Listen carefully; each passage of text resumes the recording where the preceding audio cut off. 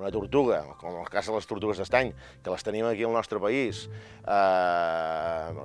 i apareixen en registres fòssils de fa 300 i 400.000 anys, i en el cas concret de l'estany de Banyoles, ja aquí a la Draga, ja trobem tortuga d'estany així subfòssils de fa 6.000 anys, és una llàstima que la nostra generació perdem aquest element, perdem aquest valor, en aquest cas faunístic, però que el perdem. Per tant, és de justícia pensar que hem d'intentar recuperar aquesta espècie que ha de conviure una altra vegada amb nosaltres. Aquí al Museu Arqueològic Comacà de Banyoles tenim una closca d'una tortuga de l'espècie Emys orbicularis, que és la tortuga d'estany, que es va trobar a les excavacions del poblat neolític de la Draga l'any 1998.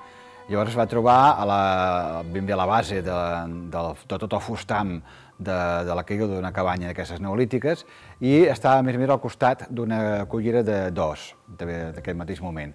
Estem parlant d'una cronologia de cap a 5.000, 5.200 abans de Crist. I llavors, en aquest cas particular, aquesta closca de tortuga, al ser trobada al costat d'una cullera d'os del mateix moment, i també perquè tenia les vèrtebres interiors llimades, s'ha interpretat sempre com si fos un possible recipient. També sabem que a molts dels focs culinaris d'aquest jaciment neolític es troben restes petits de closques de tortuga i de plastrons de tortuga. I llavors això ens demostra que la tortuga d'estany era molt apreciada per menjar-se-la.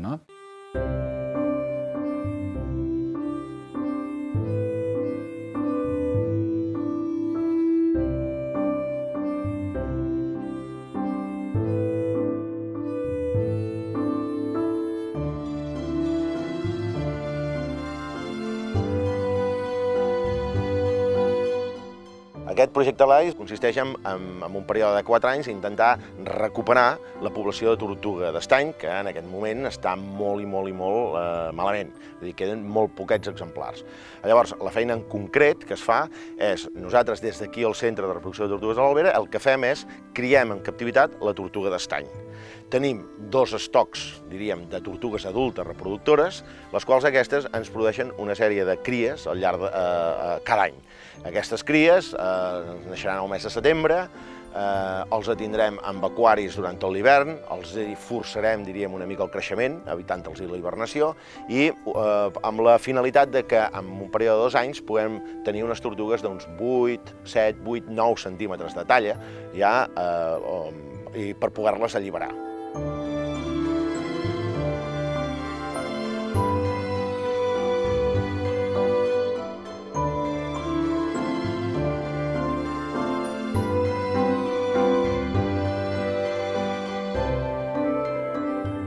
Ara estem aquí a una de les basses de Can Morgat, on vàrem deixar un total de 50 tortugues procedents del Centre de Reproducció de Tortugues de l'Albera. Totes aquestes 50 tortugues porten un microxip que ens permet identificar-les en el cas de recaptures.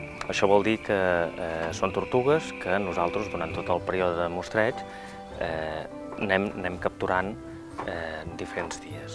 Les tortugues utilitzen aquestes trampes com per termoregular-se i llavors per accident cauen en l'interior d'aquestes trampes, llavors nosaltres podem realitzar aquestes recaptures i prendre una sèrie de mesures biomètriques. Generalment les mesures que prenem són el pes i una sèrie de mides que ens permeten llavors valorar una mica si hi ha creixement, per tant si hi ha una bona adaptació en aquest nou medi. El resultat que ens estem trobant és molt superior a l'esperat. Sorprenentment, les taxes de creixement són molt bones, un indicador de la molt bona adaptació a aquest nou medi i segurament degut al gran ventall de recursos alimentaris que ofereixen aquestes basses.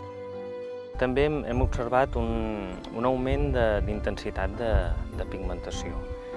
Amb els exemplars que tenim en captivitat, la intensitat de color de les taques grogues, inclús de la zona del plastró, és molt més com pàl·lida. Llavors, els exemplars que estem trobant aquí, sorprenentment se'ls ha disparat aquesta intensitat i ha estat descrit com un bon indicador de bona condició física. Les tortugues autòctones, tant la tortuga d'estany com la de rierol, prefereixen més aquestes aigües menys profundes, amb més vegetació, més aiguamolls, més llacunes, on hi estan més bé. Per tant, d'alguna manera, tot i que en aquestes llacunes hi conviuen, perquè també n'hi ha d'espècies exòtiques, doncs sembla ser que podrem tenir una població de tortugues autòctones concentrades a les llacunes de Camp Morgat, a les llacunes de casa nostra, a les rieres, als aiguamolls, i l'estany principal, malauradament, és el que queda més a l'abast de les espècies exòtiques. La tortuga d'estany, en els seus hàbitats naturals, i com totes les tortugues aquàtiques, són principalment, diríem, carnívores, és a dir, carnívores vol dir que mengen proteïna animal.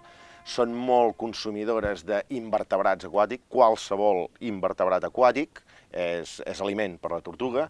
Les petites, les més recent nascudes, penseu que s'alimenten molt de larva de mosquit, larva viva de mosquit, un gran consumidor de larva de mosquit, i llavors a mesura que es van fent grosses, doncs la seva dieta es va adequant al volum de la tortuga. Algun peix, en aquest cas mort, vull dir un peix que es mori, doncs també són en aquest sentit carronyaires, o larves d'amfibis.